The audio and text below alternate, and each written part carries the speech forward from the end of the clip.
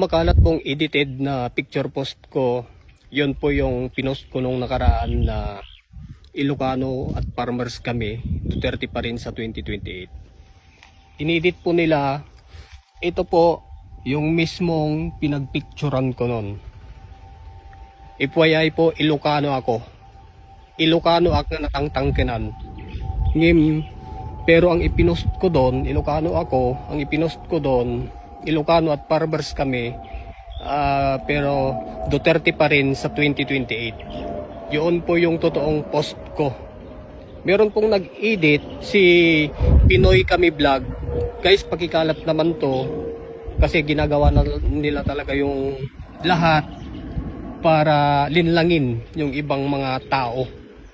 Kasi yung inedit na post ko na yon na ang nakalagay dun sa karton na isinulat ko ng marker ay Ilocano at farmers kami, dito Duterte pa rin sa 2028. Yun po yung totoong nakasulat doon sa karton.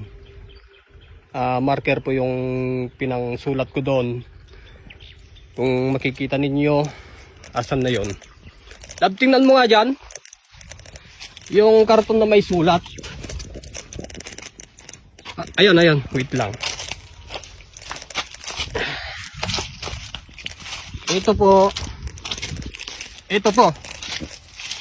Ayan po yung totoong tinago ko talaga eh. Ayan po yung totoong nakasulat doon na post ko.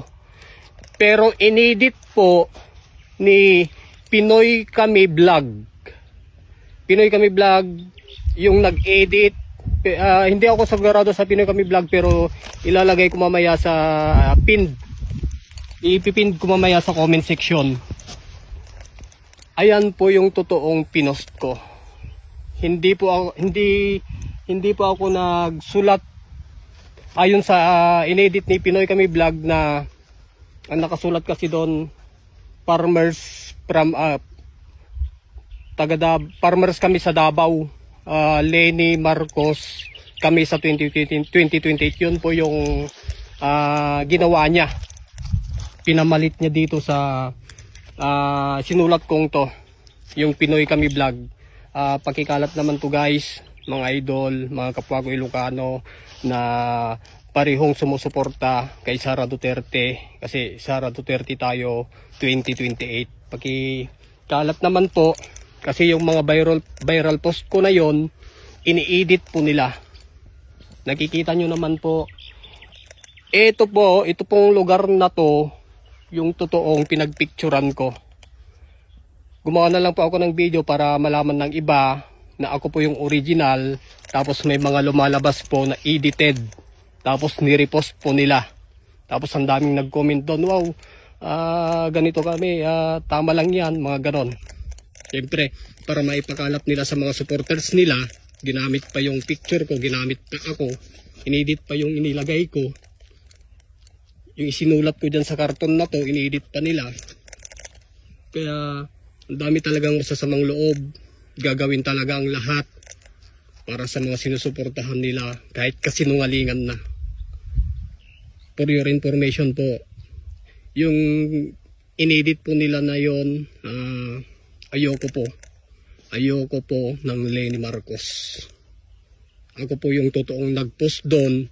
Ang inilagay ko doon, eto, Ilocano at farmers kami, Duterte pa rin sa 2028. Ito po yung totoo. Huwag po kayong maniwala sa mga edit picture na yan para may post din sila para linlangin yung ibang tao. Ako po si Sadot Alakay. Subaybayan nyo lang po ako para maging unity tayo sa sinusuportahan natin. Magkaisa tayo dahil malakas yung kutob ko, Sara Duterte ang 2028 natin. Maraming salamat. Sadot Alakay.